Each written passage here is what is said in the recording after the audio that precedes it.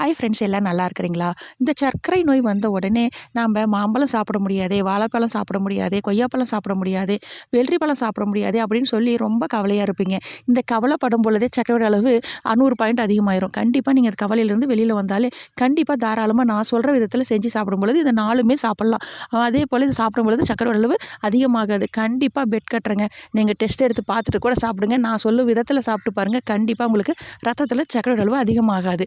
நீங்கள் நான் சொல்கிறேன் இல்லைங்க, மாம்பழம் தான் சாப்பிடக்கூடாது, மாங்காய் நீங்கள் சாப்பிட்லாம்.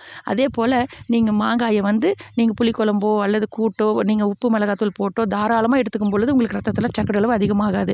வெள்ளரி பழம் சாப்பிடாதீங்க, டெய்லி ஒரு வெள்ளரி பிஞ்சு சாப்பிடுங்க. அதே போல் கொய்யா பழம் சாப்பிடாதீங்க, டெய்லி ஒரு கொய்யாக்காய் சாப்பிடுங்க.